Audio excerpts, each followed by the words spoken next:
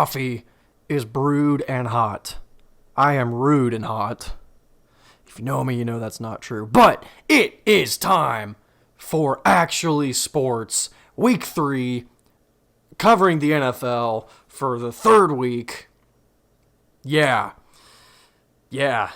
Ryan's not here to talk about the NBA, which we will discuss basketball when he's on the podcast. But welcome back to Week 3 of Actually Sports. I'm your host, Griffey Boy. Don't call me Griffey Boy in real life, by the way. Just fair warning. All my friends and family know that. Don't call me Griffey. Unless it's my mom. Shout out to moms. Shout out to moms all over the world. Man, who doesn't love their moms?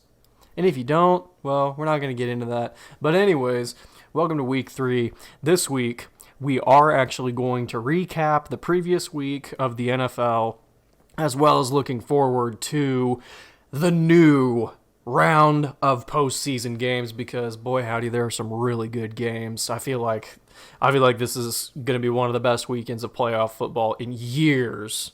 Now, there might be some blowouts, but I think that you can look at all the teams that are in the playoffs and you can definitively say all of these teams, 16? Yeah, 16 of these teams deserve to be here. So I am thrilled to be able to spend the weekend watching these games. Now, let's go ahead and dive right in to the previous week of the NFL. So the very first game that we had is one that ended in some controversy, even though the controversy didn't happen at the end of the game. It happened, I think, in the first or second quarter. But we have the Raiders and the Bengals. The Raiders played this game like their entire season went, where it was kind of just like, man, you really are lucky to be here, aren't you? Cincinnati jumped out to a lead. Burrow was cooking up a storm on the field. He was playing great ball.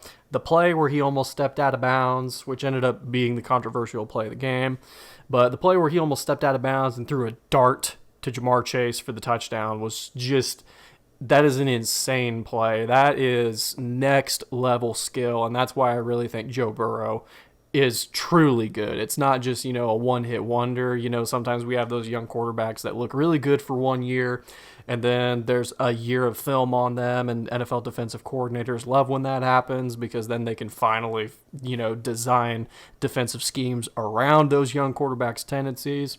I think Joe Burrow is actually good because that throw is one that there are a lot of NFL quarterbacks that can't even make that throw.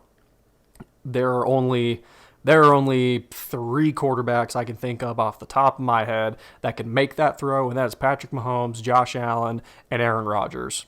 That is some freaking elite company right there.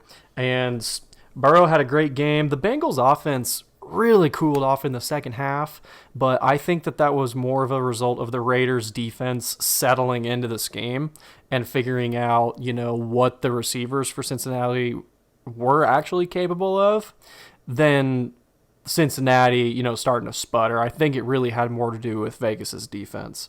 But the Raiders ended up losing this game. They had a chance to win it.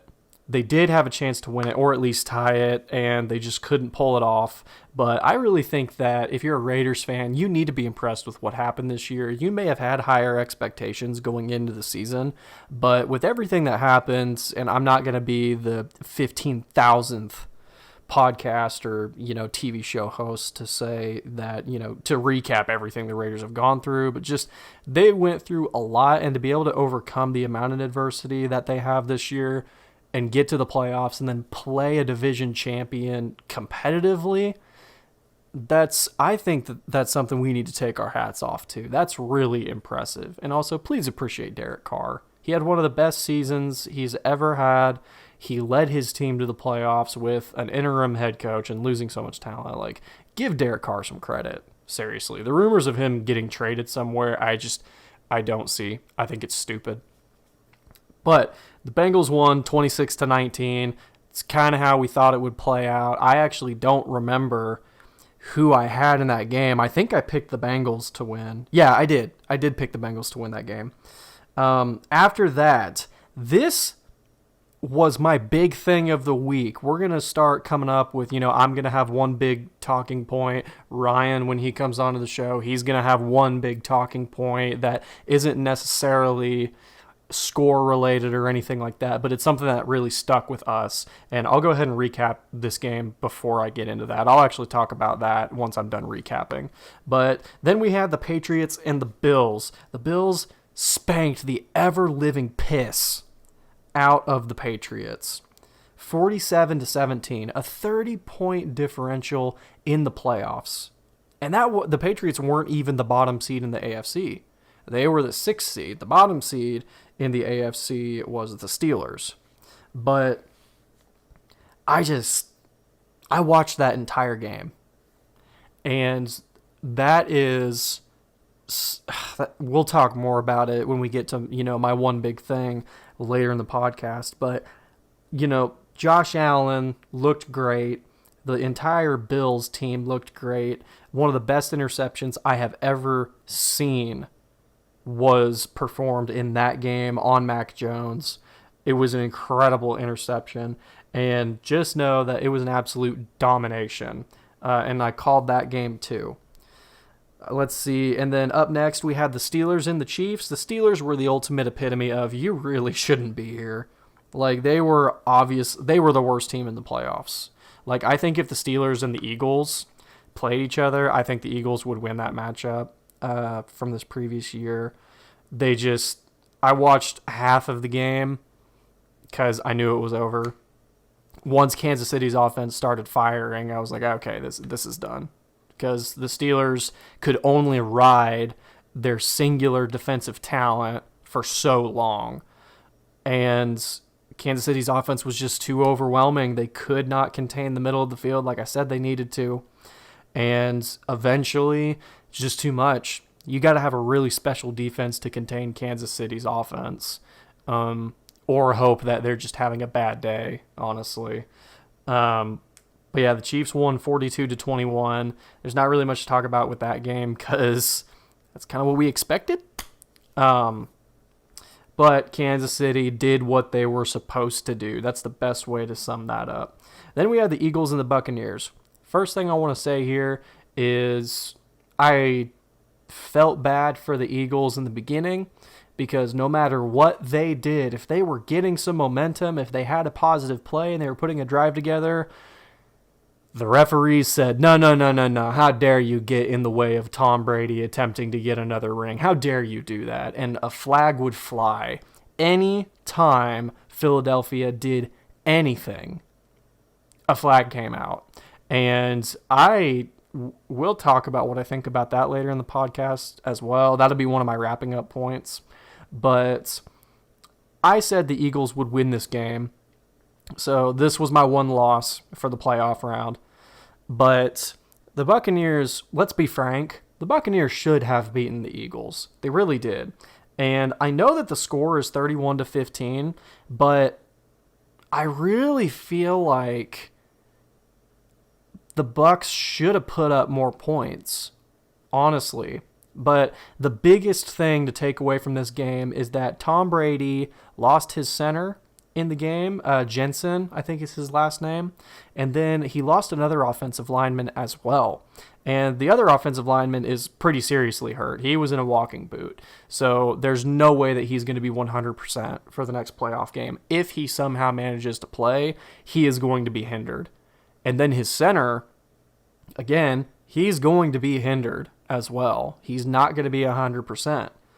So Tom Brady is suddenly down 2 offensive linemen, and one of them is the most important guy on the offensive line, the center.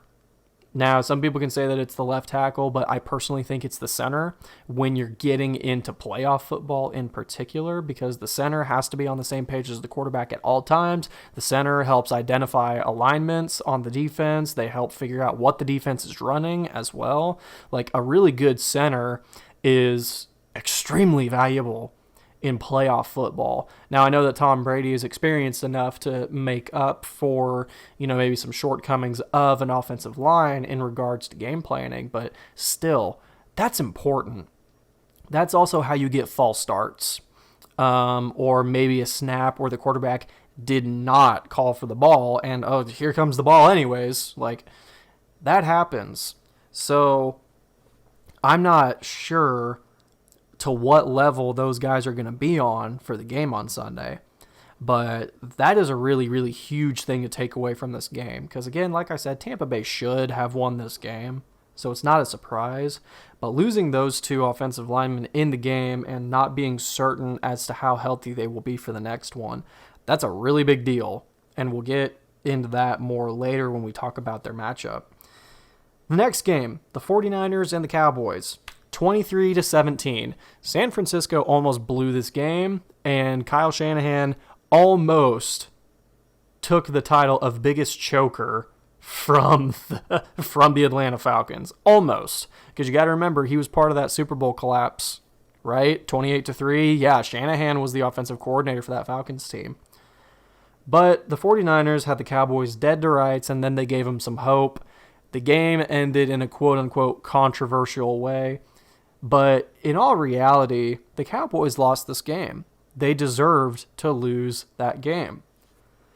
And the only reason that they were really in it was because Garoppolo got his shoulder hurt and it was impacting how well he was able to throw. And he was sailing some throws in the second half of that game. And one of them ended up becoming an interception that let Dallas kind of get back in the game. But there was this whole issue of the Cowboys ran a play and then they had to spike the ball, but they didn't spike the ball in enough time, so the clock hit 0 in the fourth quarter, and the game was over. And Cowboys fans are screaming that the refs totally screwed them, and that, how in the world could the NFL let this happen? Whereas in reality, I was watching Urinating Tree recap that game, and he pointed out something that I hadn't noticed. But the refs actually gave the Cowboys an extra total of 6 or 7 seconds over the final 2 minutes of the game. They added about 7 seconds of game time back on the clock when they shouldn't have. Nobody is talking about that, but there was time added back onto the clock twice that gave Dallas more time on that drive. So actually, they never should have even had a chance to run that play. There should have only been 7 seconds left in the game when there were 14 in the game, which let Dallas run the quarterback draw that they ran. But in reality, there should have only been 7 seconds left in the game anyways, and it should have been one play instead of getting to run that draw and then maybe be able to get another play off. So I think the Cowboys fans can shut up and not use this as an excuse to not look at the issues the team has. The really unfortunate thing with Dallas is that they are such media darlings because of their fan base and how much money Jerry Jones has and how much influence he has, that a lot of the time the media presents them as an incredible team, whereas in reality, they get 6 wins pretty much given to them every year because the NFC East is such hot garbage every year. So that is an extra 6 wins every year that Dallas can pretty much rely on. So their record is always going to be inflated because of the division they play in. But then you come across the fact that for some reason the NFL hailed that offensive line as amazing until the game was already over. And then now the media is going, well, the offensive line really wasn't very good to begin with. Then what have you been shoving down our throats all year long? Huh? Like, it's just interesting because Dallas is going to look for reasons to blame everyone except themselves. Whereas the buck stops with McCarthy and Kellen Moore on that game because Kellen Moore called the quarterback draw and Mike McCarthy okayed the play call before it went down. That never should have been the play call in the first place. A quarterback draw with 14 seconds left is just stupid. That is such a stupid decision. And I don't think there's any justifying it at all. So Dallas lost that game, okay? Cowboys fans need to get over it. The refs did not cost them that game. They cost themselves that game. And they were even in a position to tie or win the game. And they still blew it hard. Ugh. Anyways, the last game of the weekend, Monday Night Football, Cardinals, Rams, an NFC West rematch, where the Rams were able to steal the division from the Cardinals, who had the division lead up until, I think, 5 weeks ago. And I was really excited for this game. Matthew Stafford finally getting into a playoff game with a team that is built for the playoffs. Because the previous times that Detroit made it into the playoffs, it was kind of just, they kind of limped into the playoffs as a wild card, and they really didn't have the talent to stick around with other playoff teams. It's kind of like how the Eagles were this year. Really, that's the best way to sum up Matthew Stafford's previous playoff trips.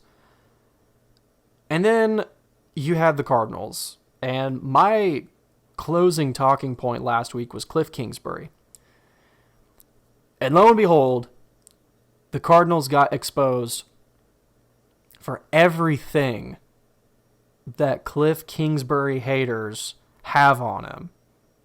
The Cardinals looked like a deer in the headlights from the get-go. You could tell that was a matchup of two teams that one of these teams understands the severity of the situation, and the other one is just hoping that their game plan, their singular game plan that they've tried to use all year long, will hopefully work in the playoffs. That is not how NFL playoffs work. And Sean McVay knows that.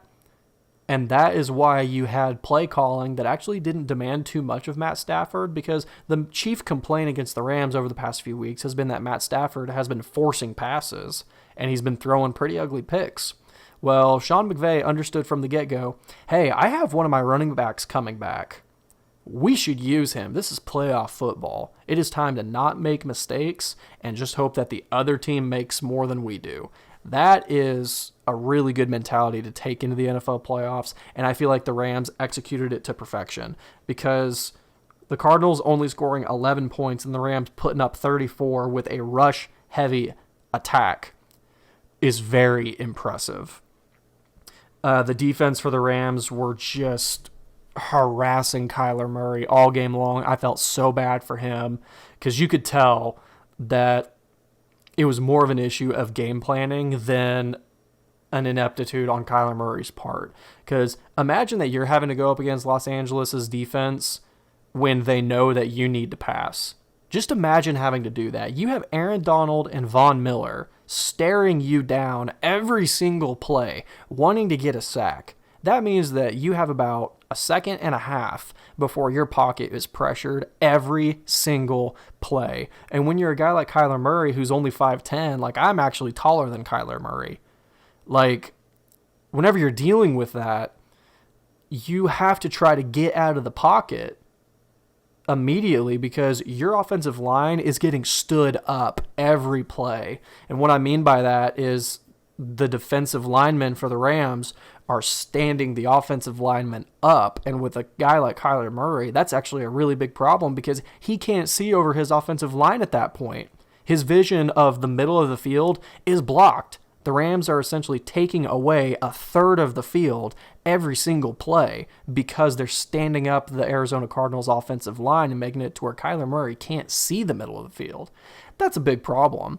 And then when you're forcing Kyler out of the pocket, then you're removing another third of the field, because if you force him to the left, well, now he'd have to try to throw across his body to the right side of the field. So now the right side of the field is gone, and the middle of the field might still be gone based off of what coverage the Rams are running. That leaves you only 1/3 of the field to maybe have a guy open. But whenever you're dealing with a secondary that involves Jalen Ramsey, who is one of the best shutdown corners in the league, there's just no answers. And Arizona totally abandoned the run game very early. I understand playing from behind, you don't want to run the ball as much, but they didn't even try to establish the run. I feel like they just kept trying to do silly screen passes and things like that, and it was a nightmare. And it honestly was a moment where you knew the game was over after the first quarter with how things had been going, because you could tell that one of these teams had been coached and prepared extremely well for this game, and the other one had not. It was Cliff Kingsbury again. Again, he did this all the time in college, and he's done it in the NFL too, where you can just picture him game planning for the week, and he kind of just goes, I think we're just going to do what we've done all year long and, hope it sticks. It doesn't matter that we're going up against a division rival that hates our guts. It doesn't matter that we're going up against a quarterback who wants his first playoff win desperately. It doesn't matter that we're going up against Von Miller, Aaron Donald, and Jalen Ramsey on the defense. That doesn't matter. We'll just do what we do, and we'll probably win. Maybe. Yeah, that's my mini rant on the Cardinals. It was blowout. Just take it from me. That was an ugly, ugly game. Now, I am going to discuss a little bit something about the Bills. The Bills are officially the kings of the AFC East. My dad and I, we've been following Josh Allen and the Bills ever since he got into the league because I personally believed that the Cleveland Browns should have drafted Josh Allen instead of Baker Mayfield. Because could you imagine Cleveland with Josh Allen? Seriously, could you just imagine Cleveland with Josh Allen? That is a combination I don't know. I don't think the league would have been prepared for. I think that the AFC North looks a lot different if Josh Allen goes to Cleveland instead of Baker Mayfield. Because I don't think anybody is going to debate that Josh Allen is much better than Baker Mayfield. Okay? That's not a debate anymore. Debation. Listen, English is a hard language. And I'm from the South, excuse me. But they are officially the kings of the AFC East. They won the division last year, but everyone was kind of going, it was 2020, and Cam Newton was the Patriots quarterback. I'm not ready to crown them the kings of the East yet. Are you ready to now? Because the Bills smacked the tar out of the Patriots twice in a span of 4 weeks. I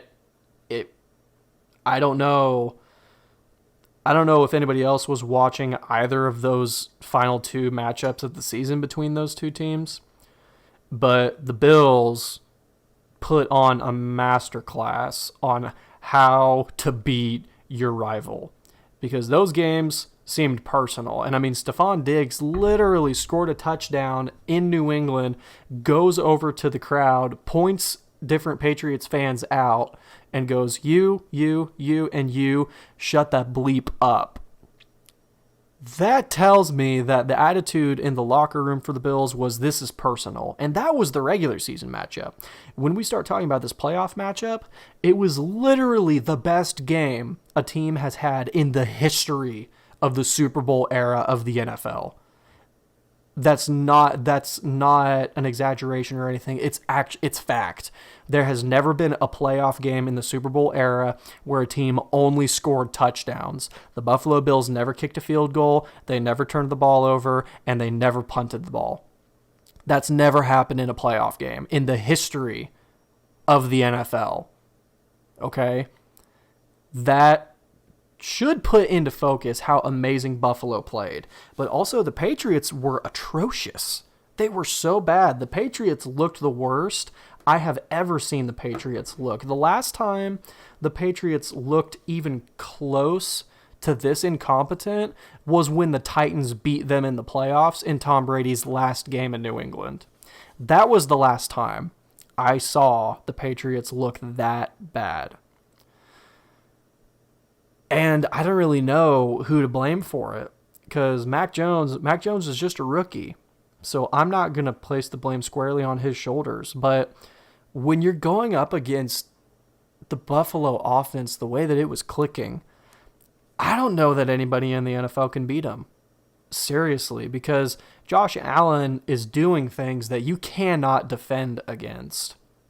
You just can't. He's making throws that no one else in the league except maybe Aaron Rodgers can make.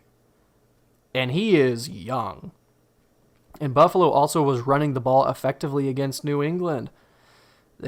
Buffalo did whatever they wanted in that game. So my one big thing from last week is that Buffalo, I think, is here to stay.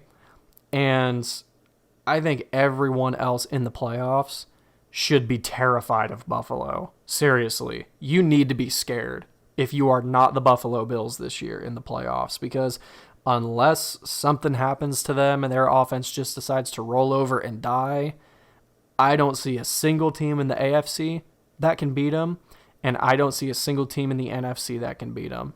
Seriously, I don't think Green Bay... we'll get into that later. I don't think anybody in the NFL playoffs can beat the Bills if their offense is clicking like that. And the defense totally embarrassed the Patriots. That interception was so beautiful.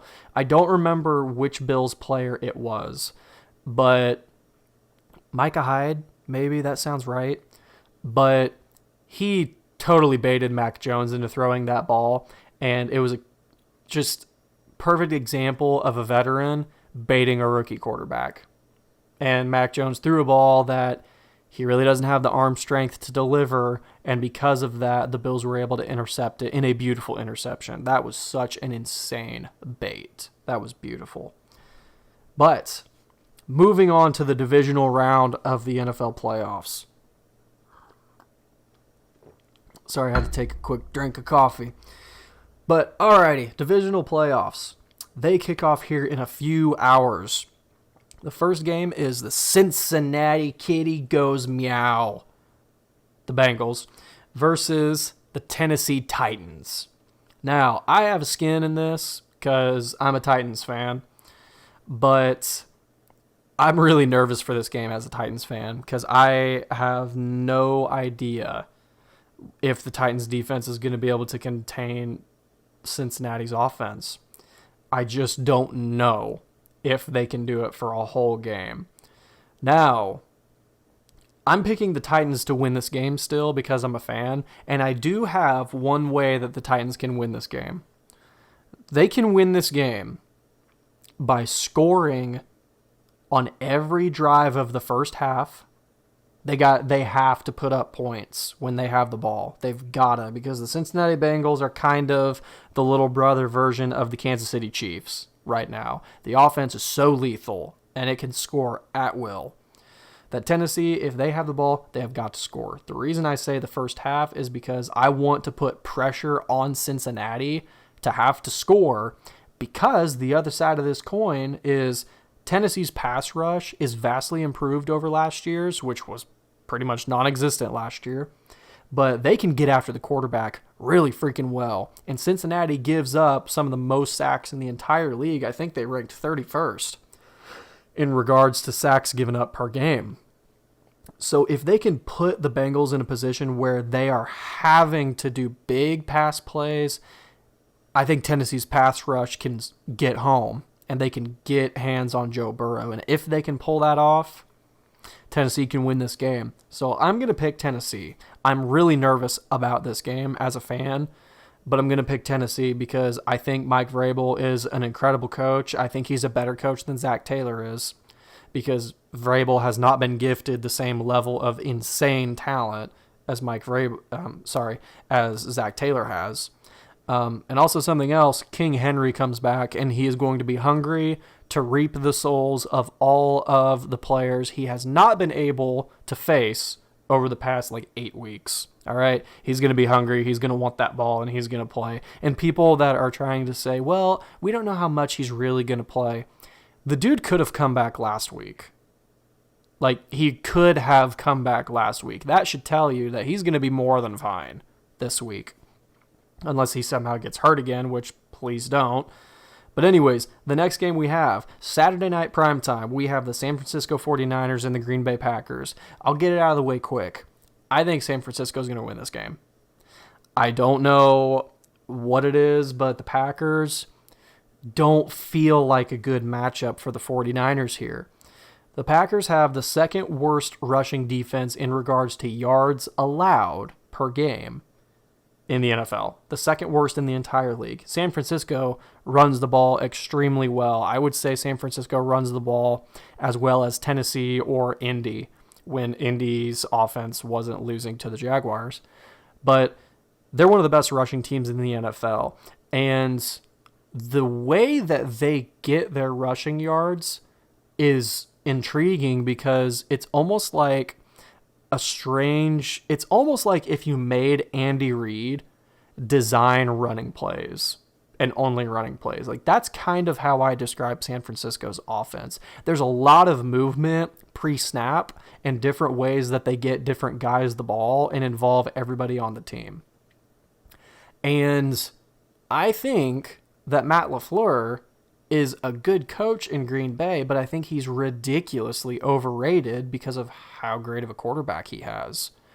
And I think Kyle Shanahan is a better coach, and he's had to deal with much, much more tribulation with his squad and his team. So many injuries have plagued the Niners for like 3 years now. And I think that San Francisco is going to win this game. I think they keep it close all the way through, and then they manage to make it a 2-possession game about halfway or 2/3 of the way through the fourth quarter. They basically make it to where Aaron Rodgers having the ball last doesn't matter. I think that's how San Francisco wins this game, and I think they're going to win this game. I think they're going to ride Deebo Samuel and Jimmy G being really, really safe with the ball all the way to a victory. I don't feel good about this matchup, and whenever I don't feel good about a matchup, I always pick the team that is the bad matchup.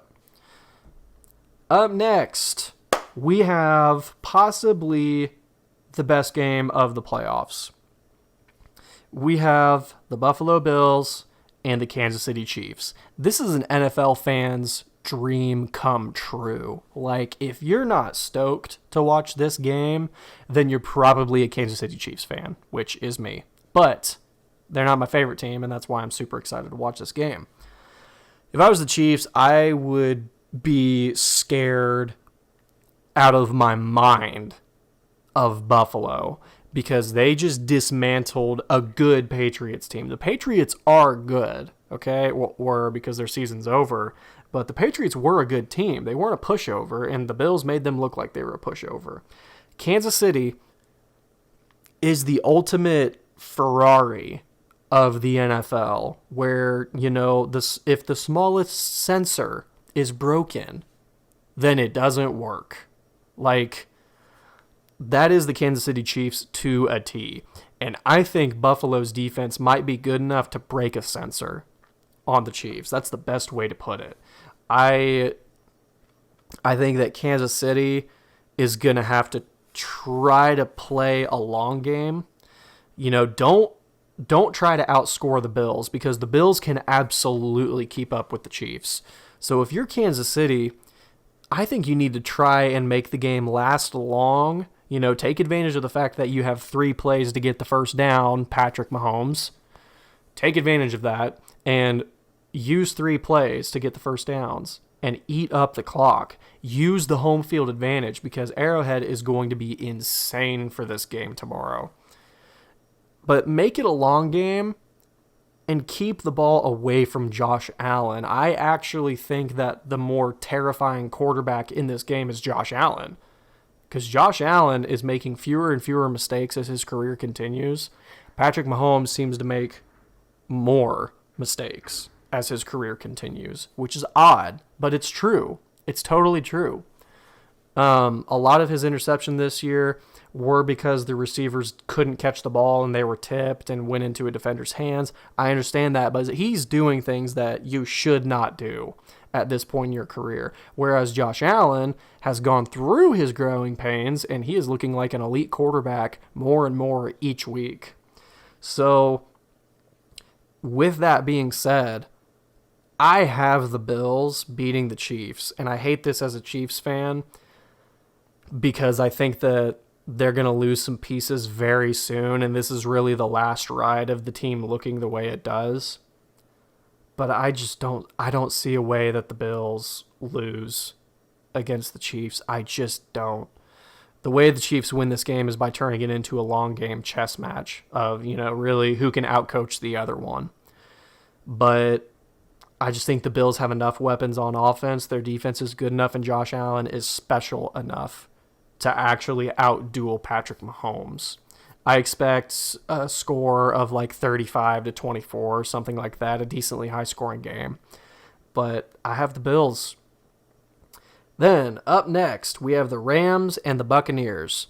Please, for the love of God, let the Rams beat the Buccaneers.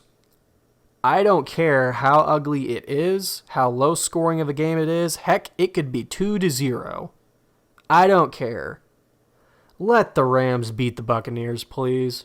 I'm not a fan of the Rams because they left St. Louis, and I live here in Missouri, and I liked the Rams before they left. But I do love Matthew Stafford, and I love Cooper Kupp.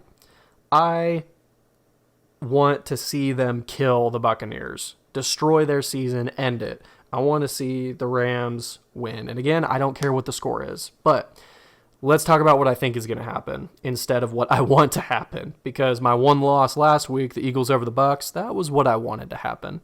So let's talk about what I think will happen. I do think that the Rams are going to beat the Buccaneers, and I'll tell you why.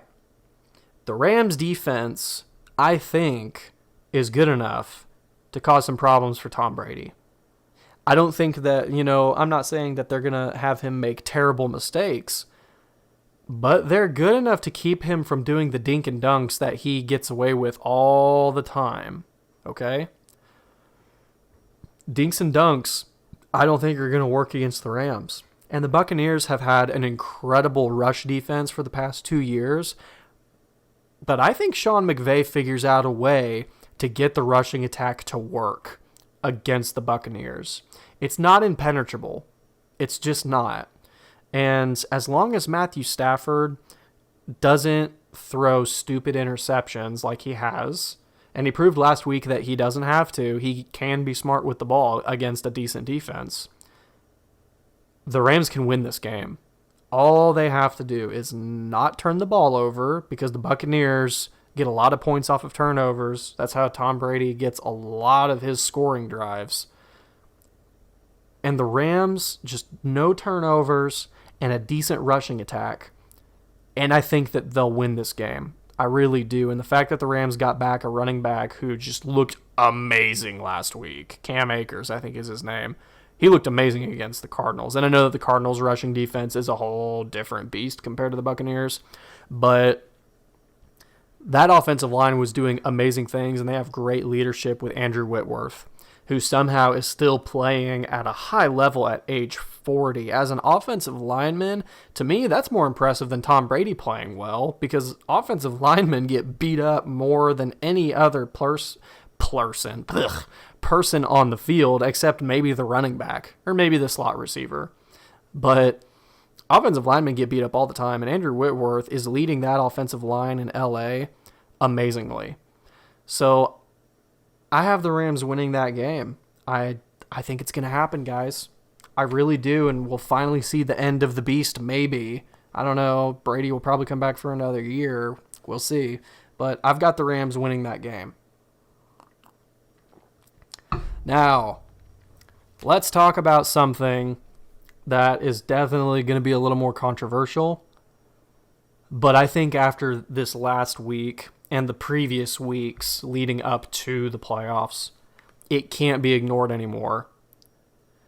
The NFL has a problem on its hands with the referees. There were 2 playoff games that had ref ball, which that's a urinating tree term, but ref ball definitely had an impact on. The Bengals-Raiders game was the first example.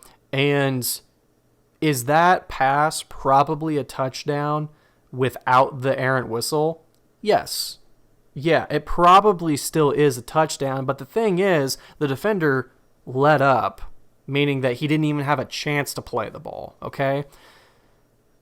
And according to NFL rules, an inadvertent whistle means that the play is 100% dead. And the referees can say, okay, replay the down. There was an inadvertent whistle. It shouldn't have happened. We know, but go ahead and replay the down. That way, the offense gets their play back, essentially, and there's really no penalty. Now, yes, that probably would have been a touchdown, but the thing is that the referees still screwed the pooch because they said, oh no, the whistle was blown after the play was over. It clearly wasn't. The whistle was blown while the play was still going, okay? And anybody that's like, well, it was going to be a touchdown anyways, that doesn't matter. That's not the rule, okay? The referees screwed the pooch on the rule, and so did the review team. So that was the first example. The second example was the Cowboys and the 49ers. And we already touched on this a little bit. The referees did not cost the 49ers that game, but I think more people need to be looking into the fact that there were 7 extra seconds on the game clock that should not have been there, which allowed Dallas an extra chance to win that game. Nobody is talking about that, and that is super, super questionable. I find it very interesting that nobody's talking about it. That kind of confirms to me that it was rigged. But I genuinely believe that the NFL is rigging games by use of the referees. I really think that it's a thing. And another example is I talked about it with the Eagles and the Buccaneers game. Anytime the Eagles were doing anything on offense, flag, you heard the whistle, you saw the yellow bird fly, and the drive died because, penalty. And it's like, how in the world can you justify that? Seriously, I don't think there's a way to justify it. And Tom Brady has benefited so much from other teams getting penalized throughout his career that I think if somebody really wanted to, they could make a case. They could go watch previous games, gather data and information, and put a case together that says, hey, the NFL rigs games, and they use the referees to do it. Because there's holding on every single play. Almost every play in the NFL has holding. Okay? And the New England Patriots have gotten away with setting illegal picks on a majority of their passing plays the entire time I've been alive. And Tom Brady now gets away with it in Tampa Bay. Okay? It's a thing. And I'm going to be paying attention this weekend to that because there were so many issues this last week in the playoffs where it just really felt like, you know what? I think the refs are rigging this. This doesn't make sense. It's becoming too clear, too obvious to ignore at this point. But before we go, real quick, we also have Ryan's picks. He wasn't able to be here, but he did send me his picks. Let's see. For the Rams, Buccaneers, he also has the Rams winning for basically the same reasons I do. And then he has Green Bay beating the 49ers, and his justification for it is that Green Bay is getting back to being really healthy, but I don't think it's going to matter against San Francisco because San Francisco is getting healthy too. He has the Chiefs beating the Bills. He doesn't really explain why he has the Chiefs over the Bills, but if I know Ryan, it's probably because we were having a conversation where he thinks the Bills are not that scary and that they're actually overrated for their performance last week. But I disagree with him on that pick, but he has the Chiefs over the Bills. And then he apologizes for this one, but he has Cincinnati over the Titans, which again, that's mostly because of Joe Burrow and that offense and probably not being able to overcome it. But those are Ryan's picks. And then his one big talking point is that he thinks the Super Bowl winner will be an NFC team that's not Tampa Bay. So basically he's saying that the Super Bowl is going to go to the Rams, the Packers, or the 49ers. He doesn't think Tampa Bay is going to do it. I don't think Tampa Bay is going to do it either because I think they're going to lose to the Bucs. But those are really quickly Ryan's talking points, and hopefully he'll be on next week. And next week we will actually go over the off-season issues that have been going on. There hasn't really been that much noise as far as hirings and firings over the last week, at least a lot less noise than I thought there was going to be. The word is still out on Cliff Kingsbury and Mike McCarthy, although it looks like the Cowboys are going to keep Mike McCarthy. That doesn't necessarily surprise me. Jerry Jones is known to give head coaches a little bit longer than other GMs would, but Cliff Kingsbury shocks me, and we'll see what happens. But this has been Actually Sports. I'm your host, Griffin. It was a pleasure to bring you the news and go over these predictions and recap the week. We will see you for next week. and have a wonderful weekend of NFL football. Bye, guys.